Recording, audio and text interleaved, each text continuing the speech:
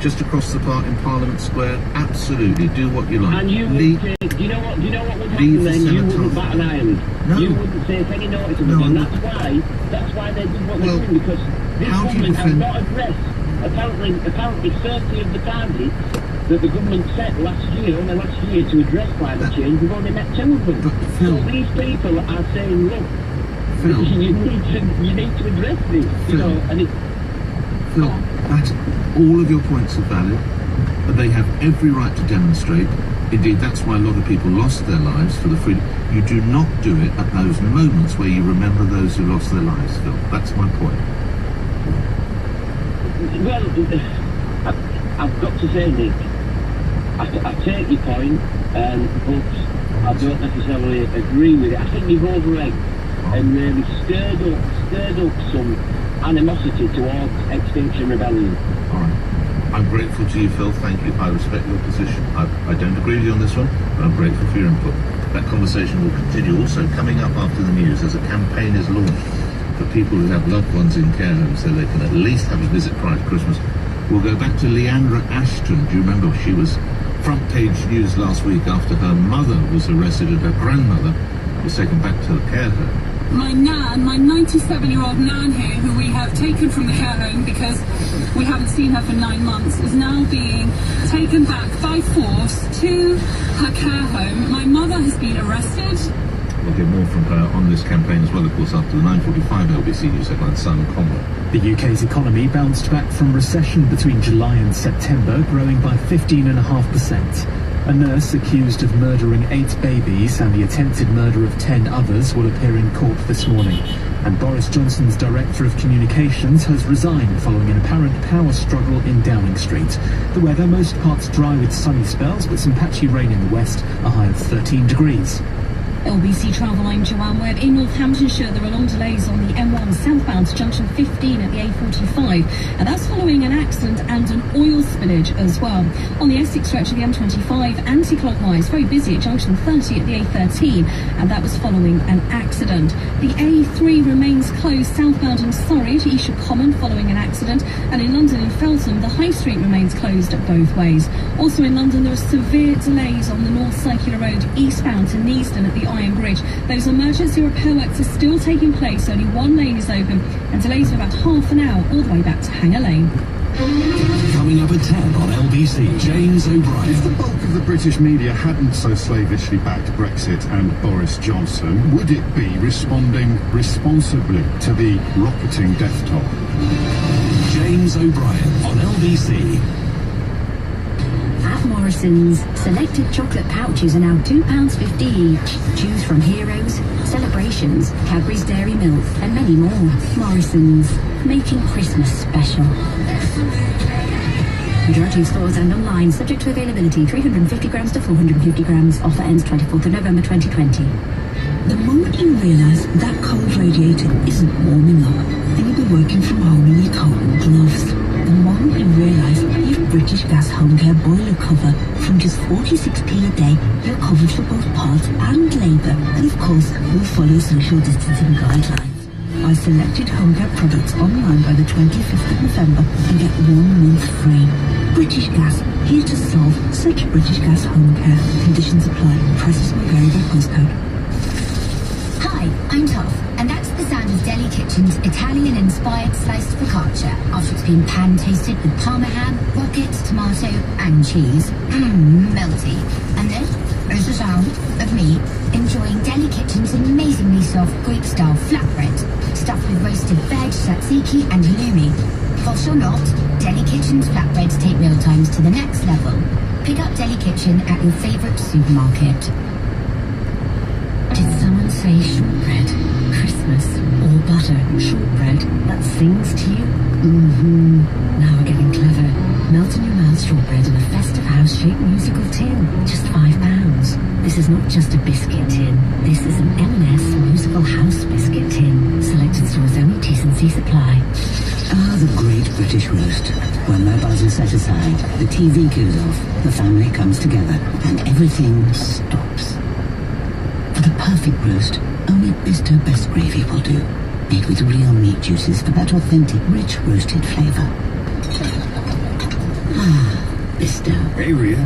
What's it like being the boss? So many decisions to make, Kev. Like whether to switch to EE's business full works plan for iPhone? That was an easy one. I mean, the unlimited data's a must-have. And I get to watch Apple TV Plus when it's time to unwind. I bet you love bopping along to Apple Music, too. I've got some moves. Oh, yeah? Like this, you mean? Not on work time, Kev. Get EE's business full works plan for iPhone or get plan envy.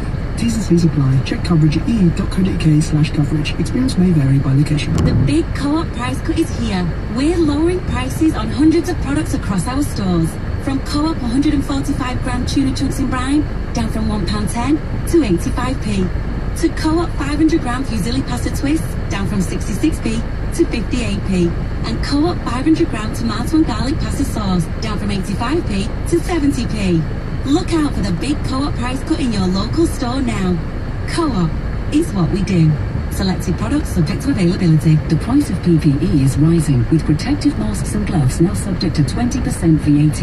But at trustedppe.co.uk, we're putting our customers first by absorbing this increase, making our PPE effectively VAT-free. Order before 4 p.m. weekdays for same-day dispatch. Rated excellent on Trustpilot. Zing Flowers, a beautiful way to say, I appreciate you. Order now at zingflowers.com. Amazing every time. Nick Ferrari at breakfast on LBC. Call 0345 6060 973. Back to events at the Cenotaph in a moment. Now to that campaign that has been launched by the Daily Mail, calling on the government to allow care home residents to reunite with their loved ones in time for Christmas. They've been barred from meaningful contact with their families for 8 months because of COVID restrictions. These rules have left them unable to hug their relatives or even to hold hands. Instead, as we've spoken to many of you, told us your heartrending tales, you've had to wave at husbands, wives, grandparents, sons or daughters through a window, plastic screen or the other end of a garden. Others have gone for drive-through visits. Some haven't been able to see their loved ones at all. The Mail says that without emotional support, the mental and physical health of the 411,000 care home residents in this country has in many, many cases deteriorated. And there's a very distressing picture of a woman waving to her husband who has dementia through effectively it's an iron fence with grills, and that's the nearest. So this newspaper is now launching a campaign to allow one person possibly to be identified so that there could be some physical contact. Now, you can't help but feel that this has in part been prompted by the events we covered last week, where a 73-year-old retired nurse was arrested and restrained by police. Her crime was to take her mother, 97-year-old mother, out of a care home and into a local garden centre, as I recall. When we covered the story, we spoke with that woman's granddaughter, so the woman's arrested daughter, Leandra Ashton, who's an actress, and joins me. We say both now. And joins me now about this camera. Leandra, good to have you on. Can I start by asking both how is your mother, Yelenia, and how is your grandmother? Morning, Leandra. Morning. Yeah, my mum's kind of bearing up. She's an incredibly strong woman, but she has really suffered from this. She's had nightmares every night since it's happened of trying to rescue my nan.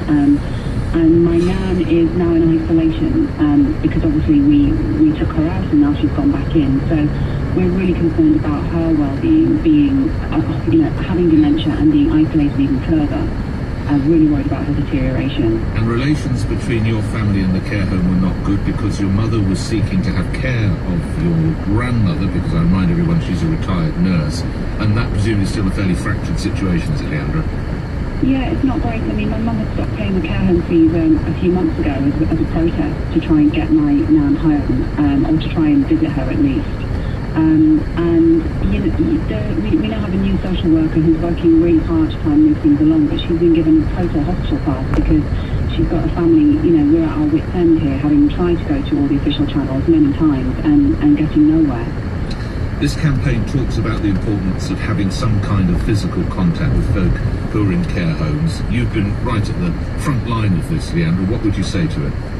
It's absolutely essential. The window visits are barbaric.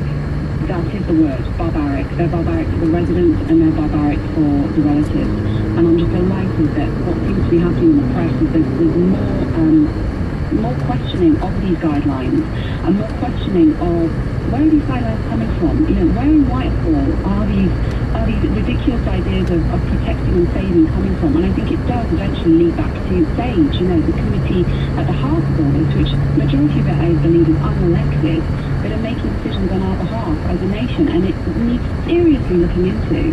What has the impact been for your family that you and that your mum have not been able to see your grandmother? It's been horrendous. I mean, at the beginning of lockdown, when we first weren't able to visit my nan back in March, my mum didn't sleep for days, and I was trying to, weeks actually, I was trying to comfort her, I was trying to distract her, encouraging her to garden, to do other things, and also just aware that we weren't alone in the situation, that there would be so many other families, and obviously just for the whole 9 months pretty much that we've had, it's been incredibly distressing, and we have to change it. What are your hopes this Christmas lastly for your mum and your grandmother? I mean, my God, it would just be amazing if my nan could be home. At the moment, going through all the rigmarole with the social services, they're saying it could take a couple of months. Oh. We don't know if my nan's got a couple of months. Yeah, so I guess I'm holding in my heart the hope that everyone can be with their loved ones this Christmas in some way, whatever way they want to be, that's meaningful.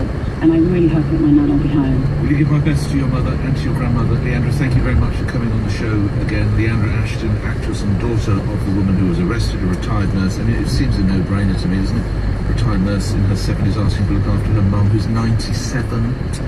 I'm not wishing anybody ill, but we've got limited time, really. Thank you for your time, Leandra. Have we got time? Yes, we have to talk about Extinction Rebellion. Let's go to Dermot in Edinburgh. Dermot, your reaction to the actions at the Cenotaph. Morning to you. Good morning, Nick. Thanks so much for having me on. Yes, I think obviously the actions of having a protest such as that on the Cenotaph on Saturday of yesterday is obviously very questionable and quite objectionable. However, I think sort of what I'm not sure has been mentioned before, and what I take exception to is the Cenotaph for the majority of people is a symbol of sort of the loss, suffering, and the heartache that war brings, and the fact it's usually a symbol that we never want to have war again, we never want to be in that situation again. And the banner that Extinction Rebellion there was almost a call to action for war. It said, climate change means war. And it's almost a call to action to war. And I think the flippancy with using such terminology, on such a symbolic monument, I think that's the most disgusting thing for me, to be honest. But I think a lot of people will pick up on the point you made. Thank you for that. Angus in Islington, 40 seconds, all yours, sir. Go ahead. Hello there. Yes, I'm not a member of Extinction Rebellion. I only just saw the video, but I thought it was a brilliant and respectful protest that speaks truth to power. I mean, it's really climate change rules out in famine, population movement, and conflict. Can I just finish? And this will happen unless we prevent it. So could they not do it today? Why that day? You wouldn't be talking about it today. You would. No, there was a young man who once swung off a flag from the Cenotaph. It wasn't during Remembrance Day, it wasn't on Armistice Day. It has a certain part in the nation's psyche or the nation's heart. You could stand outside there today and do a demo and you'd get coverage. Why yesterday? Does the military, because it's connected to the military, because the inevitable conclusion of climate change will be conflict. Angus, you've made your point, and I respect you, and I just think on this instance we're going to have to agree to disagree. But we aren't going to part because I'm done for another day. James O'Brien's the other side of the news here on LBC. I'm back with you tomorrow morning from 7 meantime. Stay safe. Thank you, Nick. And staying on a similar theme, some astonishing exchanges on Australian television between Malcolm Turnbull, the former Prime Minister, and one of Rupert Murdoch's top operatives in the country, providing the best insights yet into how that media baron and his most devoted apostles, shall we say, really do bear responsibility, perhaps for planetary tragedy, planetary disaster, and potentially millions of deaths. But we begin closer to home, sadly still with deaths. Not sure it's what he meant by world beating, but the UK yesterday became the first country in Europe to pass the 50,000 milestone, and yet over at Downing Street there's a power struggle between, well, the bloke who drove to Barnard Castle and the Prime Minister's current girlfriend. Frankly, unbelievable. On your radio, on Global Player, and Play LBC. Leading Britain's conversation. This is LBC. From Global's newsroom at 10 o'clock, Britain's economy has bounced back from recession with record growth of 15.5% between July and September. but the figures from the Office for National Statistics show the rate of recovery slowed down even before the start of England's second national lockdown. Jonathan Athal from the ONS says although the economy is growing, it's still behind where it was pre-COVID. September was the 5th month of growth after the really big launch we had in April. And we've made back a large part of the fall in economic activity we saw earlier. Despite this growth, the economy is still 8% smaller in September than it was in February before the pandemic. And actually in recent months, that rate of growth, how quickly we're catching up, has slowed down. A nurse is due to appear in court after being charged by police investigating the deaths of babies at a hospital in Cheshire. The inquiry is focused on the neonatal unit at the Countess of Chester. Our reporter in the northwest, Maya Thomas, has more. 30-year-old Lucy Letby was arrested for questioning for a third time earlier this week after police started an investigation back in 2017. She's accused of murdering 8 babies and the attempted murders of 10 others in the year to June 2016. Cheshire police say the families of the babies are being supported. Labour is accusing the Prime Minister's advisers of squabbling in Downing Street after the resignation of one of Boris Johnson's closest aides. Lee Kane is quitting as Director of Communications. There have been reports of an internal power struggle in Number 10. But the Housing Secretary, Robert Jenrick, insists Mr Johnson is surrounded by a good team. I'm always sorry to see people who I've worked with and who I respect choose to leave government. But at the end of the day, this is one individual. The Prime Minister runs the government. The old dictum that it's ministers who decide and advisers who advise. That's the way this government operates. Restaurants, bars and gyms will have to close at 10 p.m. across the US state of New York. Private gatherings of more than 10 people will also be banned under the latest measures to stop the spread of coronavirus. The actor William Roach has been presented with a Guinness World Record for the longest-serving TV soap star in the world. He's played Ken Barlow in Coronation Street since its first episode, which was 60 years ago next month. In the city a short time ago, the FTSE 100 was down 37 points at 63.44, and the pound buys $1.31 and €1.11. And the weather, most parts dry with sunny spells, turning cloudy and windy in the west with some patchy rain, and heavy rain arriving in the far northwest later, a high of 13 degrees. From Global's newsroom, I'm Simon Conway. This is the sound of a revolution taking place in Jim's house. In a dusty cupboard under the stairs, Jim's smart meter is silently working away, helping him make small changes to how he uses energy, while helping Britain use more solar and wind power and less coal. So even when he's only doing the housework, he can always do his bit for the environment too. Join the quiet revolution. Ask your energy supplier for a smart meter. Eligibility may vary. This is LBC from Global, leading Britain's conversation with James O'Brien.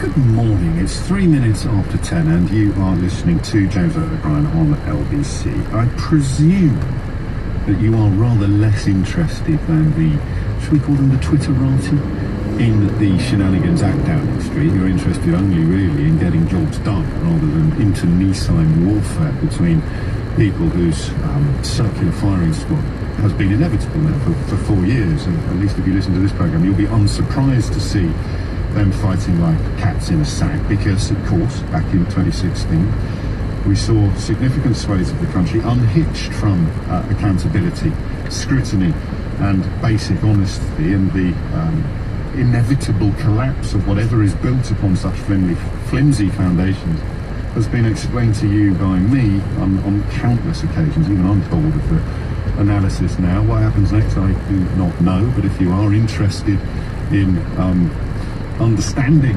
events, then I will continue to do my best to give you the tools that you need to do so.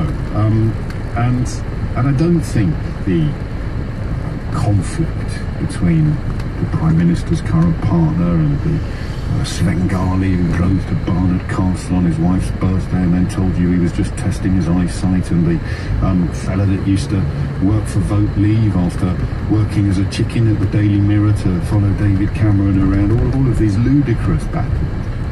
I almost wish they were an attempt at a deliberate distraction from the death toll. I really do, because at least then you'd think that appalling and diabolical though it may be, at least there is some sort of plan.